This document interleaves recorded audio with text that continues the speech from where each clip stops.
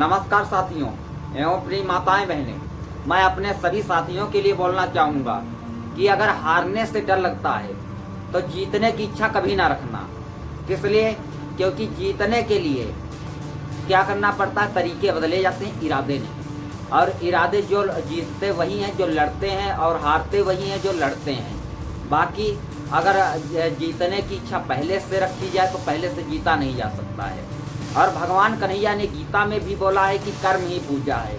तो मैं अपने सभी समाजवादी पार्टी के साथियों से बताना चाहूँगा कि आप सभी को बढ़ चढ़ कर के संघर्ष करना है। संघर्ष के साथ साथ में आने वाले चुनाव 2024 में समाजवादी पार्टी के राष्ट्रीय अध्यक्ष माननीय श्री अखिलेश यादव जी के हाथों को मजबूत करने की जरूरत है। तब हमारे भारत देश का तो सुधार हो सकता है। क्यों? क्योंकि एक अकेला पार्थ खड़ा है भारतवर्ष बचाने को। सारे कौरव एक साथ खड़े हैं केवल उसे डराने को। मात्र क्या कर रहे हैं कि जो बोलते हैं कि सत्य परास्त हो सकता है, पराजित नहीं। तो परास्त करने का काम कर रहे हैं कि परास्त किसी ना किसी तरीके से करना चाहते हैं, जिससे कि हमारे देश का सुधार ना हो सके। एक तरफ तो बोले जा रहे हैं कि हमारे शासनकाल में रामराज स्थापित हुआ, लेकिन राम राज्य को कितना फॉलो करके चले हैं। उन्होंने भगवान राम के चरित्र की धज्जियां उड़ाने का काम किया है। और हमारे भारत देश का गौरव जो था, गौरव मिटाने का काम किया है। क्या था हमारे भारत देश का गौरव? कि चरित्र और आचार तुम्हारा था मशहूर जमाने में। किसी समय में हमारे भारत देश का गौरव जो था वह माना हुआ गौरव हुआ करता था। लेकिन आज के टाइम में हमारा भारत देश उस माहौल में खड़ा है या उस दौर में खड़ा है कि हमारे भारत देश की वैल्यू दिन प्रतिदिन घटती हुई जा रही है। घटती हुई क्यों जा रही? इस चीज़ की जिम्मेदार है भारतीय जनता पार्टी की सरकार। आप सभी ने देखा ही कि यूपी की जो हमारी बहनें थी वो आई हड़ताल के लिए, तो उनके गद्दे तक छिनवाने का काम भारतीय जनता पार्टी की सरकार में किया और उन्हें न्याय नहीं मिल सका।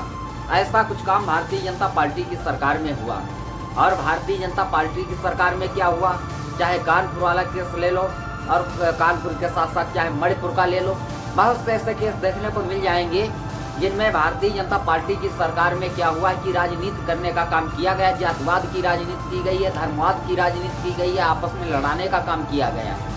बाकी जहाँ विकास का नाम आया वहाँ पर विकास का पहिया जाम हुआ। तो मैं अपने सभी साथियों से बोलना चाहूँगा कि अगर अपने देश का हित चाहते हो, समाज का हित चाहते हो, बहन बेटियों की सुरक्षा चाहते हो, तो आप सभी को आने वाले चुनाव 2024 में भारतीय जनता पार्टी की सरकार का सफाया करना होगा।